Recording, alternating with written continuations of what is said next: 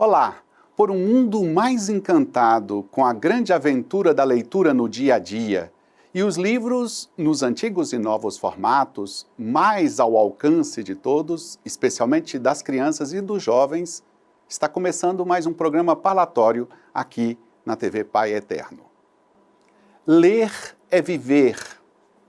Essa não é apenas uma frase de efeito ou um nome bonito de um projeto de incentivo ao hábito da leitura. Ler é viver outras vidas diferentes da nossa, sem que para isso precisemos professar alguma religião reencarnacionista. Ler é viver situações sem que precisemos entrar numa máquina do tempo entre o passado e o futuro. Ler é viver sentimentos jamais imaginados. Ler é viver emoções especiais. Ler é viver num mundo maior do que aquele que os nossos olhos alcançam. Ler é viver bem, muito bem. E é por tudo isso que todas as iniciativas que propõem o incentivo à leitura ganham um significado de vida melhor e valem nossa atenção e nosso interesse. Vamos conversar hoje sobre a importância da leitura. Convidamos um grande leitor e um grande autor. Luiz André Auser é um jornalista muito respeitado e com carreira sólida em grandes jornais brasileiros e que comanda uma editora interessante e diferente.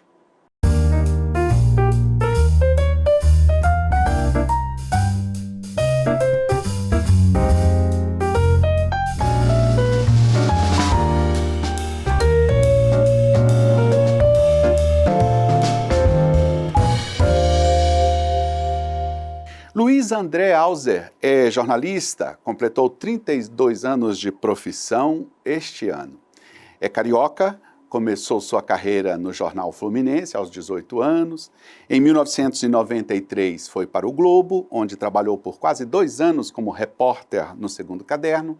Trabalhou também no Jornal Extra e em 2007 comandou a redação do Diário São Paulo, onde promoveu uma reforma gráfica e levou o jornal paulistano a conquistar prêmios importantes de jornalismo.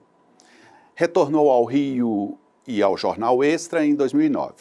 Escreveu 4 livros que recuperam a memória de momentos históricos marcantes.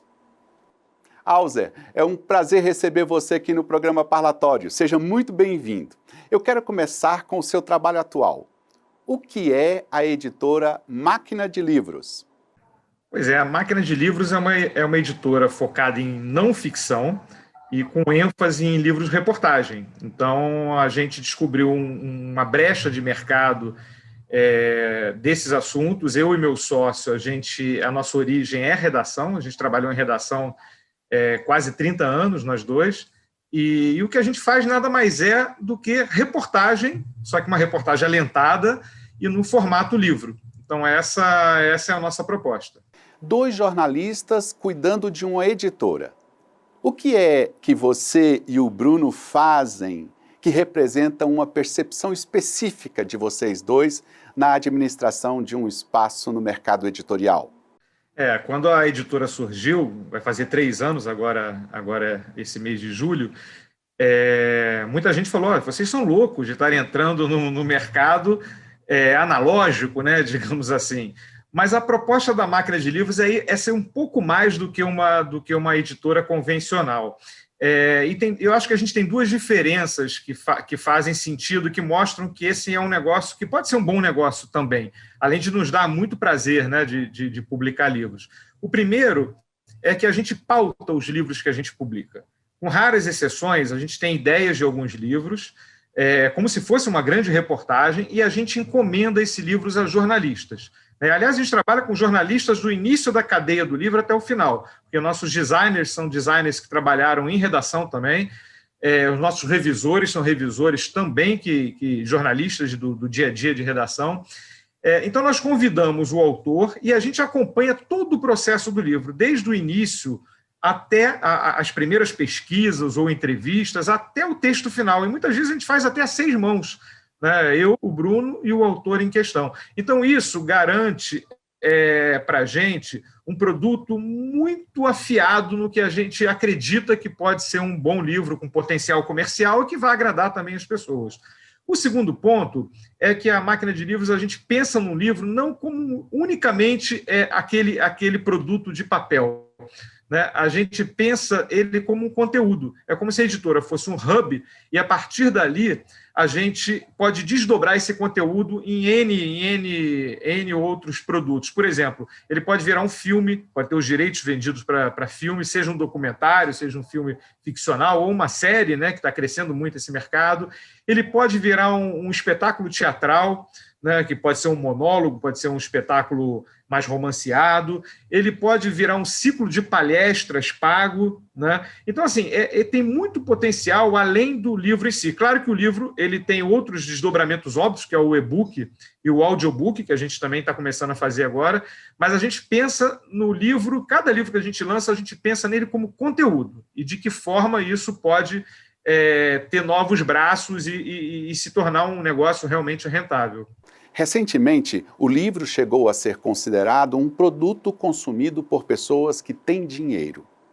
Na sua opinião, essa consideração revela que tipo de visão sobre a economia e a cultura? O livro é certamente o produto cultural mais democrático que existe. É uma bobagem achar que o livro é para uma elite ou para um seleto grupo mais intelectual. É uma grande bobagem. Primeiro porque o livro é uma porta de entrada para a educação. Então, a partir daí, a gente já vê como ele tem um valor muito além daquela história que você está lendo, daquela poesia ou daquele romance, né? E segundo, é um produto democrático, ele é absolutamente democrático, porque você encontra livros por R$1, por R$2 em bancas de jornais. Eu não estou questionando aqui a qualidade do livro ou não, ou muito menos do esmero gráfico do livro, né? Mas eu estou falando que ele pode ser um livro muito barato, né? Talvez seja a forma de cultura hoje, entre as mais conhecidas, a mais democrática de todas. Além do que, você não precisa estar numa plateia, num público, né? Como determinadas formas de arte, como uma peça, um cinema. Você pode, individualmente, você consumir cultura. Então, é uma grande bobagem essa afirmativa do ministro em querer sobretaxar o livro. O que ele vai fazer, aí sim, é tornar o livro um produto mais distante da população de uma forma geral. Uma questão que me parece relevante, se considerarmos a aprendizagem da leitura, é o prazer. Que tipo de nexo você vê entre a experiência com leituras obrigatórias na vida e a leitura por prazer? Claro que a leitura por prazer é sempre melhor, né? Então, e eu acho que o mercado brasileiro hoje, o mercado editorial brasileiro, ele é uma vastidão de bons produtos para as pessoas. A gente tem editoras hoje em dia muito nichadas, e isso, de certa forma, te dá muita opção, né? E, além disso, a gente tem hoje também grandes players no mercado que fazem vendas de livros com preços muito, muito agressivos, que, de certa forma, é bom também para você buscar esse prazer da leitura. Mas a obrigação da leitura, nem sempre ela é um martírio, porque muitas vezes, pega um texto por obrigação, trabalho, seja pela escola ou por o que for, e acaba sendo muito mais interessante do que você imaginava, né? Então, isso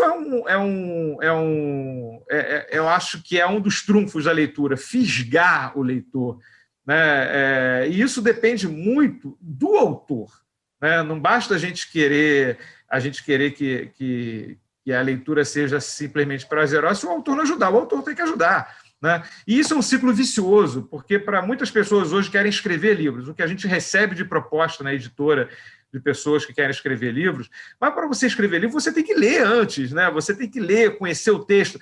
E assim, muito possivelmente desses projetos que chegam para a gente, muitos já prontos, outros são só ideias, eu diria que 80% a 90% os textos são muito capengas. E isso é deficiência de leitura, absolutamente de leitura. Quanto mais você lê, mais você vai saber escrever também. Isso vale para qualquer profissão, né? As pessoas que são amantes de vinho, que adoram vinho, falam, eu não entendo nada de vinho. Mas se você começar a beber muito vinho, com frequência, né? Com responsabilidade, claro, mas se você tomar vinho com frequência, você naturalmente vai desenvolver uma habilidade, uma exigência maior. Isso vale para o livro também, né? Então, a leitura obrigatória, de certa forma, na escola, ela é necessária. O importante é você saber escolher dentro daquela faixa de idade, daquele perfil social, econômico da escola, para você não criar um trauma numa criança, por exemplo, de um livro muito difícil para a envergadura dela naquele momento.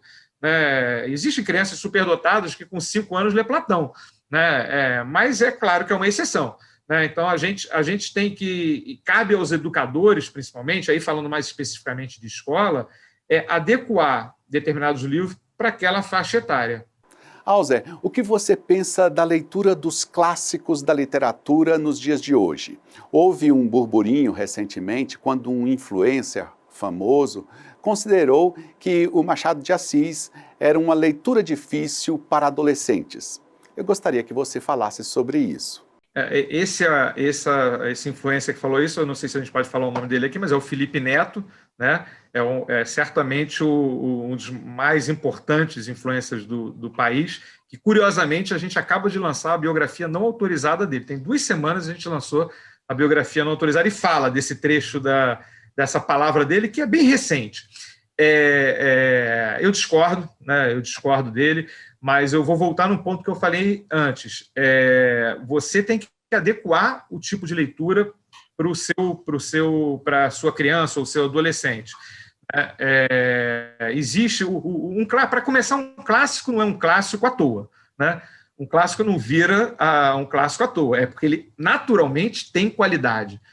Tem qualidade do autor, tem qualidade da escrita, tem da narrativa, da criação da história. Então, eu desconheço um livro clássico que seja ruim, né? Ele pode não te agradar, aí é uma questão de opção.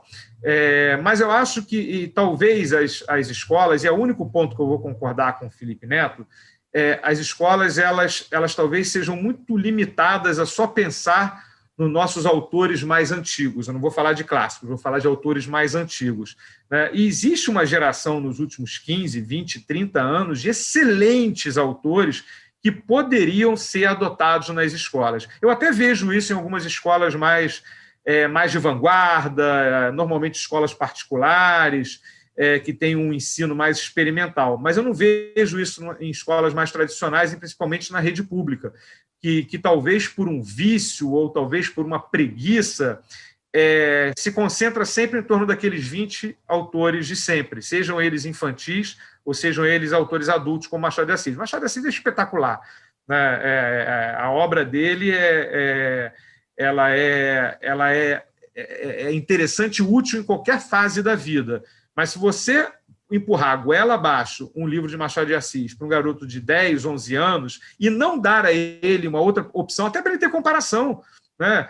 Por que não adotar um autor como Rafael Montes, por exemplo, que é um autor jovem, deve ter no máximo 30 anos, com 4 ou 5 livros ótimos publicados e já é um best-seller, por que não, e com uma escrita extremamente refinada, por que não adotá-lo também, algum livro dele em paralelo ao Machado de Assis ou Guimarães Rosa ou o que seja, né?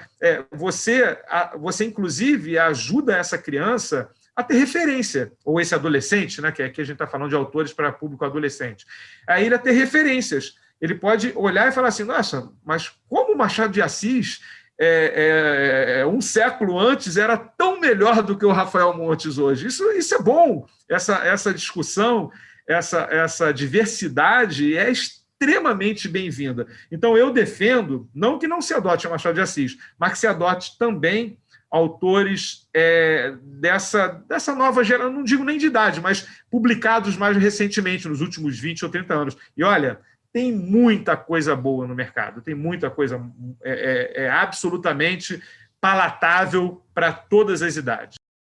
Eu vou interromper nossa conversa com o Luiz André Alzer para fazermos um rápido intervalo. E voltamos daqui a pouco para continuar essa conversa tão boa sobre a importância da leitura. Até já!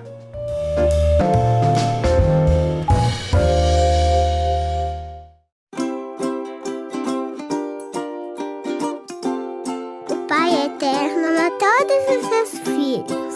Ele quer sempre estar perto da gente. Uma vez, há um tempão atrás, havia um casal muito simples. O seu Constantino e a dona Ana Rosa. Um dia, o seu Constantino saiu para trabalhar, perto do Gorgo, Barro Preto. Ele pegou a enxada e quando bateu ela bem forte no chão, percebeu que tinha batido em alguma coisa. Ele pensou que fosse uma pedra, mas não era não. Vê o que eu achei, Ana Rosa? Era um medalhão. E nele tinha a imagem da Santíssima Trindade, coroando Nossa Mãezinha do Céu. Aí o Constantino e a Ana Rosa levaram o medalhão para casa. Eles estavam na frente dele todo dia e recebiam muitas visitas. Então fizeram uma capelinha de palha para que mais pessoas também rezassem.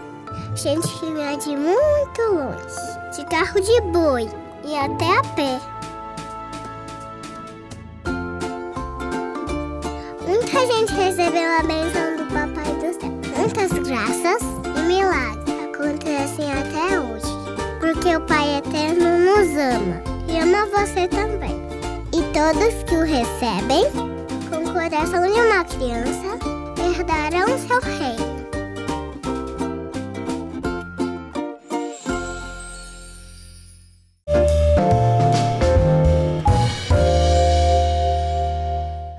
Estamos de volta com o programa Parlatório. Hoje estamos conversando sobre a importância da leitura com um grande jornalista brasileiro, Luiz André Hauser. Ele já atuou em grandes jornais do país e agora se encontra no mercado editorial. Hauser, você atuou em grandes jornais, justamente na área em que se encontram os textos mais exigentes e também em projetos especiais desses jornais. Você acha que essas páginas, Segundo Caderno, Área Cultural, essas páginas atingem a geração dos nossos dias? A área cultural dos jornais hoje a gente tem que estender um pouco também a área cultural dos sites, né? Porque muita coisa migrou para os grandes sites que fazem uma produção cultural bem diferente daquela época que a gente lia. Eu li muito a Ilustrada também, e a Ilustríssima também, que tinha aqueles textos, aqueles ensaios mais longos, né? Aqui no Rio de Janeiro a gente tinha o Jornal do Brasil, o Caderno Ideias, que também tinha ensaios e ótimas resenhas de livros. Eram resenhas de página inteira, era quase que literatura aquilo que vinha nos segundos cadernos. Acho que hoje essa nova geração está consumindo muito menos jornal impresso, né? Revistas e jornais impressos, e está muito mais conectada com sites, e que fazem também boas reportagens. O que diferencia daquela época de hoje é que a gente está muito mais fragmentado, né? A leitura nos sites, dificilmente você tem uma reportagem um pouco mais aprofundada nos principais sites do país. A gente tem 3 ou 4 grandes portais e dificilmente você tem uma reportagem mais aprofundada. São muito notícias rápidas, muito focada, no caso da área cultural, em celebridades, né? Então, eu sinto falta de produtos que discutam, que dê opção também para um público que quer uma leitura um pouco mais aprofundada, que existe esse tipo de produto. Hoje a gente tem uma revista que eu considero um dos últimos bastiões do jornalismo aprofundado, que é a Piauí, né? É uma excelente revista, com reportagens muito trabalhadas, não só da área cultural, mas de uma forma geral, de política, de economia, de sociedade. Mas realmente você está coberto de razão, é mais difícil hoje. Eu também sempre corri para o segundo caderno, e a minha trajetória toda de jornalista foi na área cultural, né? Eu, tanto no jornal o Globo, quanto na Block, nas revistas da Block, que não existe mais, a editora Block, eu trabalhei em revistas lá, no jornal O Globo, onde eu fui do segundo caderno, eu só trabalhei no segundo caderno no Globo. No jornal O Dia do Rio também fui do caderno D, depois no jornal Extra, onde eu coordenei toda a parte de cultura, mas houve uma transformação muito grande nesses últimos 20, 30 anos. E eu não saberia te dizer exatamente, além desse exemplo que eu dei da Piauí, onde que se pode buscar boas reportagens culturais mais aprofundadas.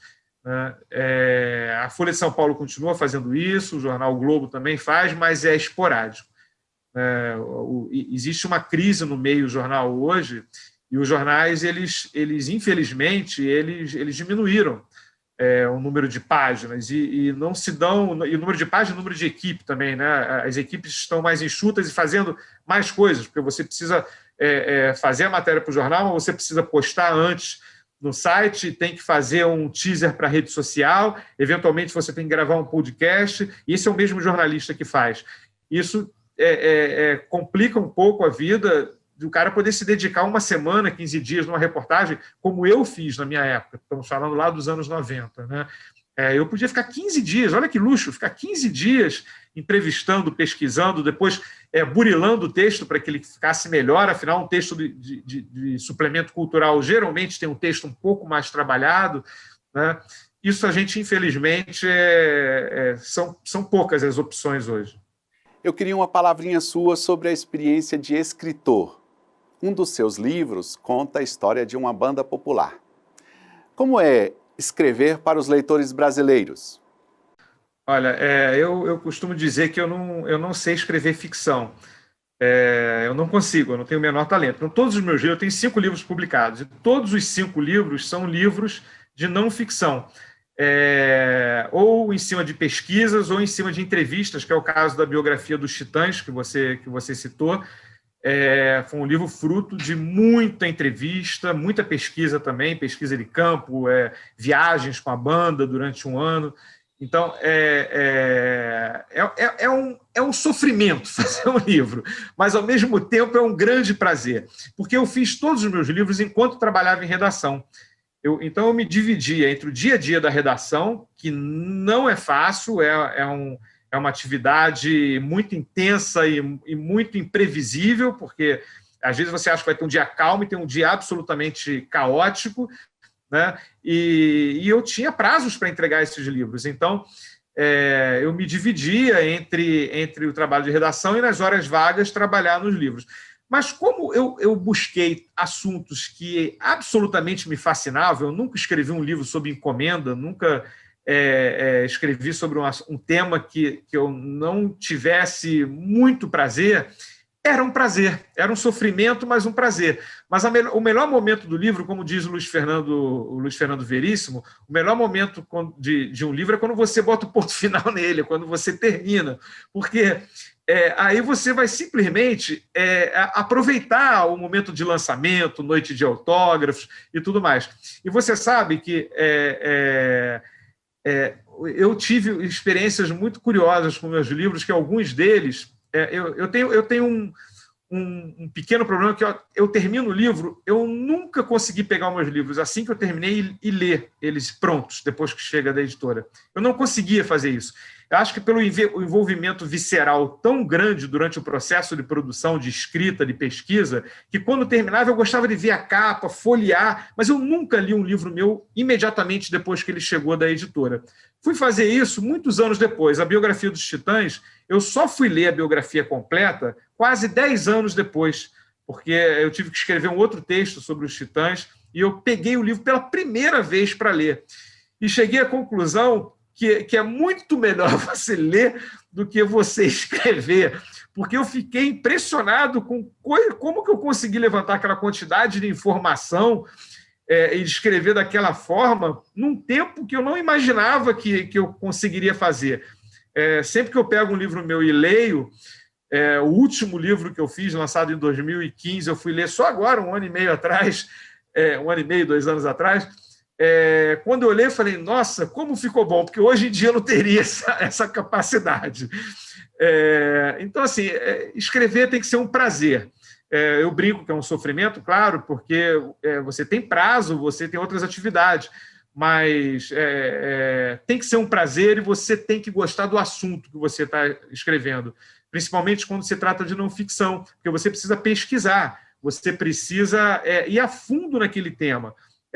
Quem se propõe a escrever um livro de não ficção, seja o assunto que for, ele tem que se propor a fazer um dos melhores livros sobre aquele tema. Eu acho que ele tem que ser imbuído disso, né? E para você fazer um livro muito bom, você tem que entender muito daquele assunto. Agora, se você me perguntar sobre romance, poesia, crônicas ficcionais, eu não vou saber te dizer, porque realmente não é a minha praia. Nós sempre encerramos nossas conversas aqui no programa apresentando uma citação e pedindo ao nosso convidado que faça um breve comentário. Para você, trouxemos uma palavra do Papa Francisco. Ele se expressou assim numa mensagem aos comunicadores do mundo inteiro em janeiro de 2018. Abre aspas. Informar é formar, é lidar com a vida das pessoas. Por isso, a precisão das fontes e a custódia da comunicação são verdadeiros e próprios processos de desenvolvimento do bem. Fecha aspas.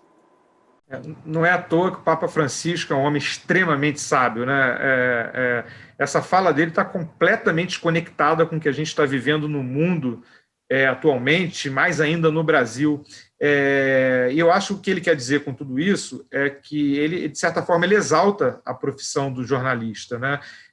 Talvez seja o momento em que o jornalismo seja mais importante na nossa história, pelo menos na nossa história republicana, né? Porque nunca foi tão importante, muito por conta de plataformas, de velocidade da informação hoje, né, via celular, via computador, via tablet, ou o que seja, nunca foi tão importante a informação com responsabilidade, né? E o que ele fala nada mais do que isso.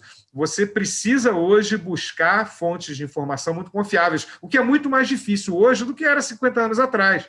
E 50 anos atrás você tinha a rádio, jornal e a televisão começando. Basicamente eram os 3 meios de informação, né? E hoje não. Hoje a gente tem uma gama a gente é bombardeado de informação o dia inteiro, o tempo todo, e nem sempre as pessoas conseguem ser seletivas. Então, para ser seletivo e para você mergulhar numa informação de qualidade, procura o jornalismo profissional, que pode ser desde um pequeno site numa região interiorana, mas que é feito por jornalistas, não importa se é um pequeno site numa cidade pequenininha, mas que tem um jornalista ali com compromisso de buscar a informação correta, ou seja, numa grande rede de televisão, porque a gente sabe também que tem profissionais qualificados lá. Então, mira no jornalismo profissional. Se diverte, talvez, com as mensagens que você vai receber, com as brincadeiras, com as fake news. Você pode até se divertir, mas quer consumir informação, e é o momento da gente brigar muito por isso, seja seletivo. O que o Papa Francisco falou, nada mais do que isso. Busca a fonte certa. Luiz André Hauser, muito obrigado pela sua presença em nosso programa. Eu que agradeço, muito obrigado, um abraço a todos. Eu agradeço muito a você que nos deu o prazer da companhia durante o programa parlatório de hoje. Muito obrigado e até a próxima.